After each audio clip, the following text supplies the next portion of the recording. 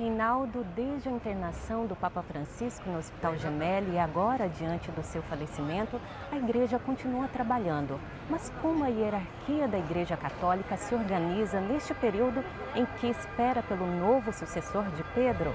Confira na reportagem preparada pela nossa equipe. Após as audiências e atividades da manhã do dia 14 de fevereiro no Vaticano, uma decisão mudou a programação do Papa. No período da tarde, Francisco se dirigiu ao Hospital Agostino Gemelli para exames. O Santo Padre permaneceu internado no policlínico por 38 dias e recebeu os cuidados para tratar uma pneumonia bilateral.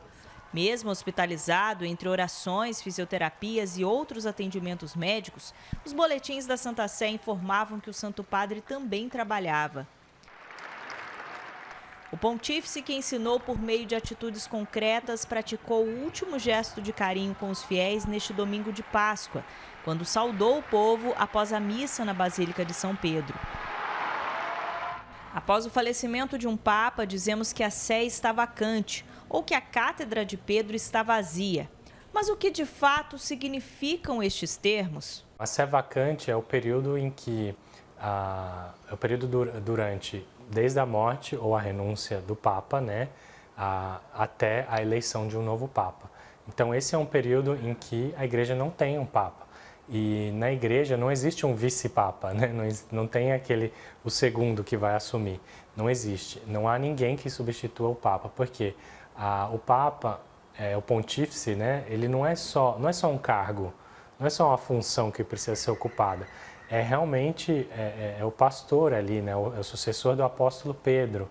O Vaticano é organizado para que seu funcionamento seja mantido mesmo no período em que a Igreja celebra a eleição do sucessor de Pedro. Quando a gente fala do Vaticano, a gente fala da cidade-estado do Vaticano, que é o organismo político de administração desse território que tem a soberania da Santa Sé.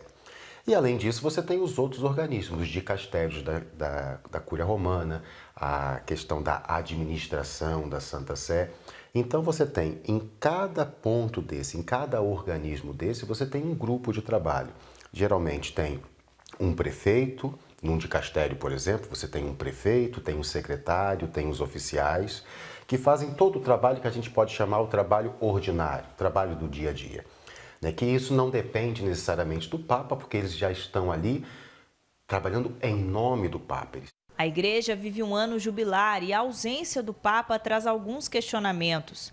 Mas a Santa Sé tem se organizado para acolher pessoas do mundo inteiro que desejam vivenciar a peregrinação em Roma, experiência que faz parte do legado do Papa Francisco. E o jubileu não perde a graça espiritual de que é viver o jubileu, porque o peregrino não viu o Papa, mas a experiência do jubileu, ela continua e é ela que nos fortalece na santidade. Durante o Jubileu da Esperança e no tempo litúrgico da Páscoa, a Igreja se une em oração para o novo conclave, na esperança que não se encerra com a morte, mas se renova com a ressurreição de Jesus.